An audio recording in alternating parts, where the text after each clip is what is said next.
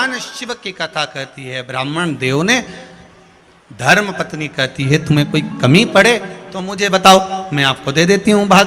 पर ब्राह्मण देव तो ब्राह्मण देव थे, जो लाते थे वो दान पुण्य संकीर्तन में लगा देते थे। एक दिन शाम का समय, प्रदोष का दिन, प्रदोष का दिन, प्रदोष काल, शाम का समय, भगवान देव अधिदेव महादेव माँ जगतजननी पार्वती जी के साथ में भ्रमण पर निकले। देखिए, अगर प्रदोष का व्रत नहीं कर सकते, प्रदोष के दिन आप व्रत नहीं कर सकते, मान लो आपसे भूखा नहीं रहा जाए, प्रदोष का व्रत नहीं कर सकते, प्रदोष के दिन आप भूखे नहीं रह सकते, मंदिर भी नहीं जा सकते, दिया भी नहीं लगा सकते, तो शिव महापुराण की कथा कहती है कि प्रदोष के दिन, प्रदोष काल में अपने ही दरवाजे के पास में देवाधिदेव महादेव का स्मरण कर कर लक्ष्मी की वृद्धि के लिए, कार्य सिद्धि के लिए, संपदा को प्राप्त करने के लिए आप अपने ही दरवाजे के पास में एक दीप लगा सकते हो। कौन से दिन? प्रदोष के। एक बात और अच्छे से समझ लीजिए, जो बच्चे चिड़चिड़े होते हैं, चाहे घर में बेटे हों, बहुएं हों, सास हो, ससुर हो, परिवार में छोटे छोटे बच्चे हों, चिड़चिड़ प्रवृत्ति करते हों या चिड़चिड़ा स्वभाव हो, जरा जरा सी बात में क्रोध आ जाता हो, बोलने का भान नहीं रह पाता हो, शब्दों के बाण चलते हों, तो महाराज प्रदोष के दिन, प्रदोष काल में बेलपत्री के पेड़ के नीचे एक, जो पत्ता आपके पास में हो, पान का मिल जाए तो पान का, पीपल का मिल जाए तो पीपल का, बेलपत्र का मिल जाए तो बेलपत्र का, उस पत्ते पर मात्र थोड़ा सा शहद और 7 दाने चावल के रखकर घी का दिया लगा दो महाराज, और थोड़ा सा जल हाथ की अंजलि में लेकर भगवान देवाधिदेव महादेव का स्मरण कर कर कि इस बेलपत्री के वृक्ष के नीचे माता लक्ष्मी, पार्वती, सरस्वती विराजमान है। इसी बेलपत्री के पेड़ के नीचे मेरे देवाधिदेव महादेव का 12 ज्योतिर्लिंग का स्वरूप प्रकट है। उनका स्मरण कर कर जल चढ़ा दीजिए और उसका स्मरण कर लो जो चिड़चिड़ प्रवृत्ति करता हो, क्रोध करता हो, जिसको बोलने का भान नहीं होता हो, सम्मान नहीं देता हो, अपशब्द कहते हो, उनका स्मरण कर कर आप छोड़ेंगे। एकदम एक प्रदोष करेंगे, दूसरे प्रदोष तक तो आपको कोई दिक्कत ही नहीं। 2-3 प्रदोष कर कर देखिए, बाबा कृपा करें। बच्चों को पढ़ने का कह रहे हो, पढ़ने बैठो, पढ़ने बैठो, पढ़ने बैठो, पढ़ने बैठो, तो एक आध प्रयास बच्चों के लिए भी कर लिया करो कि भाई ठीक है। जैसे वैकुंठ चतुर्दशी वाला उपाय हमारे YouTube पर भी डला हुआ है, आप उसको निकाल कर सुनना। वैकुंठ चतुर्दशी के दिन प्रयास करना, बच्चे लोग विद्या में प्रबल होंगे।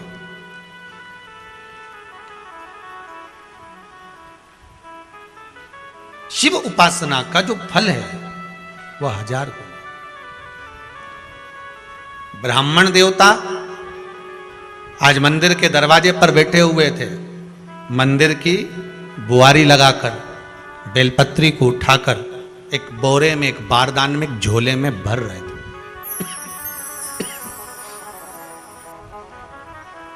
एक बारदान में, एक बोरे में, एक झोले में भर रहे हैं। पहले भी कथा में काज, फिर कहते हैं,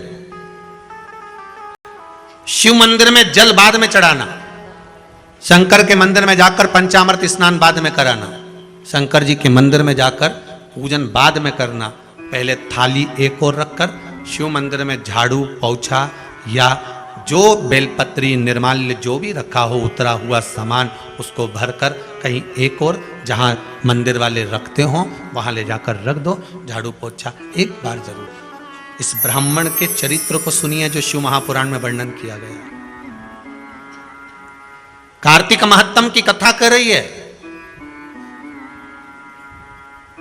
कार्तिक मास में पड़ने वाले प्रदोष के दिन महाराज वो ब्राह्मण बेलपत्री को उठा उठा कर बारदान में भर रहा था।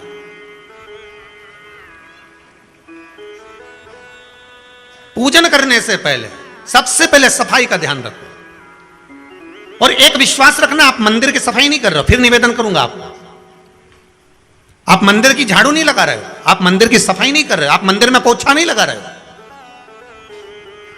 जितना हाथ आप मंदिर में फेर रहे हो सफाई के लिए, उतना आपके जीवन में जितना दुख है, जितनी तकलीफ है, जितना कष्ट है, जितनी बीमारी है, उस पर हाथ फेर रहे हो। मंदिर में नहीं फेर रहे हो। नहीं तो सारी दुनिया में जितने मंदिर हैं, सारे मंदिरों में ट्रस्टियों ने कुछ ना कुछ लगा कर रखा है। स्वीपर आता है, साफ करके जाता है, ये आएगा सफाई कर जाएगा, पंडित जी होंगे तो बुआरी लगा देंगे, पंडित जी होंगे सफाई कर देंगे। उन्होंने तो पंडित जी को बोल के रखा है कि साफ कर दो, पंडित जी करते भी हैं, पर पहला फर्ज आपका है कि आप मंदिर में आए हो तो पहले आप सफाई करो। क्यों? क्योंकि हम उसका द्वार साफ रखें। आज के समय में तो एक नियम हो गया साहब कि मंदिर में जाते हो तो मंदिर के दरवाजे पर चप्पल उतार के जाते हो, नहीं तो शास्त्र रीति तो यह कहती है कि मंदिर में भगवान सामने बैठा है तो उसके सामने चप्पल भी नहीं उतारना चाहिए। तो कई लोग कहते हैं मंदिर के अंदर थोड़ी ना उतारा, हम तो जीने से भी बाहर, एकदम गेट के बाहर वहां उतार, पर सामने तो है ना, सम्मुख में तो है। तुम्हारे यहां अगर 4 लोग दिवाली मिलने आते हैं ना, तो तुमने चप्पल रखने का भी स्टैंड बनाकर रखा है, साइड में उतारिए, दहली पर मत उतार देना, थोड़ा साइड में उतारो। सामने से सब आते जाते रहते हैं, सामने उतारो, सम्मुख में क्यों उतार रहे हो?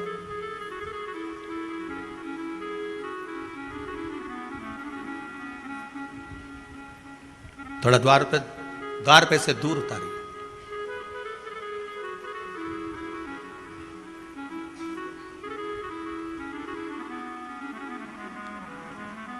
अभी तो कुबेरेश्वर धाम में काम चल रहा है, आप लोग जो दान दे रहे हो, आपके दिए हुए दान से निर्माण चल रहा है।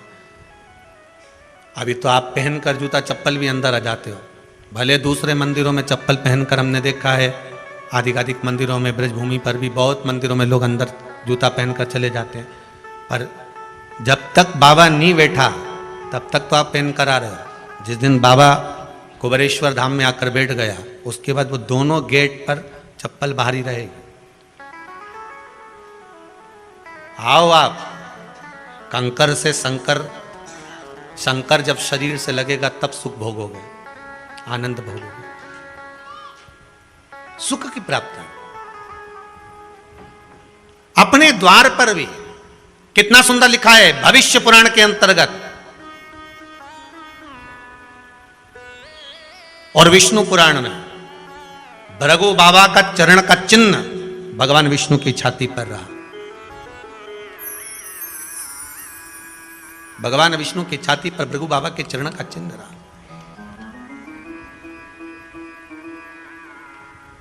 चरण का चिन्ह।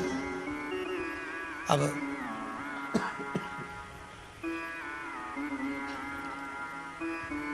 भविष्य पुराण में लिखा है कि अगर हम मंदिर के द्वार पर घर के चौखट के एकदम सामने चप्पल उतार देते हैं, 7 बार दिन भर में से, इतनी बार 7 बार विष्णु पुराण कहती है, ऐसा कोई दिन नहीं होता जिस दिन दरवाजे पर 7 बार लक्ष्मी आकर खड़ी नहीं होती हो।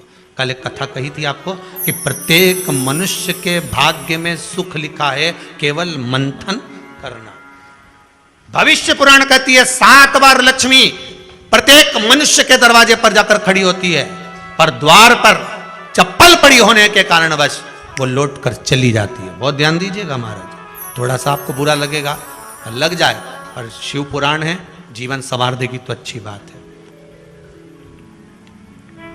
जीवन संवार दे तो अच्छी बात है। मंदिर के द्वार पर हम जब चप्पल छोड़ते हैं,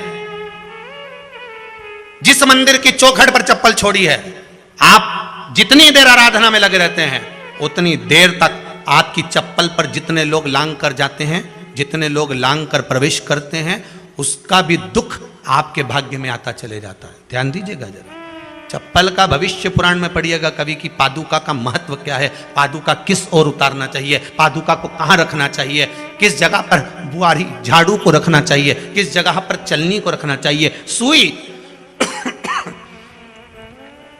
उस सुई को जिस हाल में सब बैठते हैं उस हाल में क्यों रखा जाता है, सुई तो इतनी सी है, पर जिस हाल में सब बैठते हैं उस हाल में ना तो झाड़ू रखते हैं, उस हाल में ना चलनी रखते हैं। भैया क्यों नहीं रखते?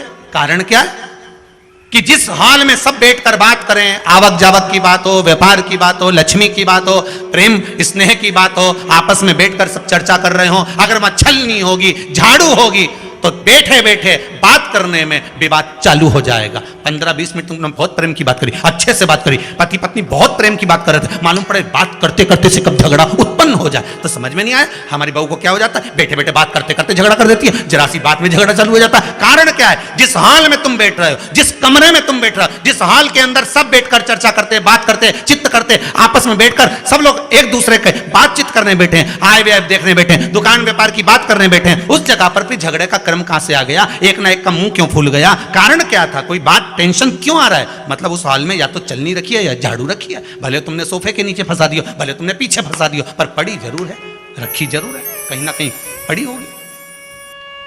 क्यों कहते हैं कि जिस हाल में आप बैठ रहे हो, जहां पर आप संपदा की बात कर रहे हो, दौलत की बात कर रहे हो, व्यापार की बात कर रहे हो, व्यवसाय की बात कर रहे हो, उस हाल में अगर कहीं कैलेंडर टंगा हो, कोई सामान ऐसा रखा हो, कोई पर्दा ऐसा लगा हो, कोई चीज ऐसी लगी हो, तो उसमें एक सुई उसमें रख दीजिए। क्यों कहते हैं? हमारे यहां दूल्हा भी जाता है ना, तो उसका जो साफा बनता है या जूता उसको पहनाते उस तक में पिन टच करके भेज देते हैं। बोलो सही है कि गलत है? दूल्हा तोरण लगाने जा रहा है, दूल्हा तोरण देने जा रहा है, तो उसके जूते में भी पिन घुसेड़ कर भेजते हैं, पिन लगाकर भेजते हैं, उसके साफे में पिन लगाकर भेजते हैं। एक भले सुई नहीं लगाएंगे तो आल पिन लगाकर भेज देंगे। क्यों भेजते हैं? उसका कारण क्या है कि लक्ष्मी को लेने जा रहा है, संपदा लेने जा रहा है, और जिसको वो ब्याह करने जा रहा है उसका संबंध सुई और धागे के संबंध जैसा हमेशा सिला हुआ होना चाहिए, उधेड़ा ना जाए, कैची जैसा कटा हुआ नहीं होना चाहिए। एक एक प्रमाण को जरा देखो तो। और दुनिया के लोग कहते हैं साहब हमारे यहाँ तो सुख नहीं है, शांति नहीं। शांति तुमने भंग करी, कोई दूसरा भंग करा। चप्पल उतार दी दरवाजे पर, मंदिर के द्वार पर। हम तो यहां तक कहेंगे पशुपति व्रत करने जा रहे हो, पशुपति व्रत को धारण करने जा रहे हो, एक सोमवार मत पहनो चप्पल, जब मंदिर जा रहे हो तब दिन भर पहनो, मंदिर जाओ मत पहनो। कोई जरूरी है कि मंदिर पहनने चप्पल पहनना जरूरी है? मत पहनो। मंदिर के द्वार पर जहां भगवान विराजे हैं उसके द्वार पर अगर आपने चप्पल उतारी है, आप तो अंदर चले गए, पर जितने लोग लांग रहे हैं उसका मालूम, उसका स्मरण कितना कितना गया। छाता, चप्पल, आसन,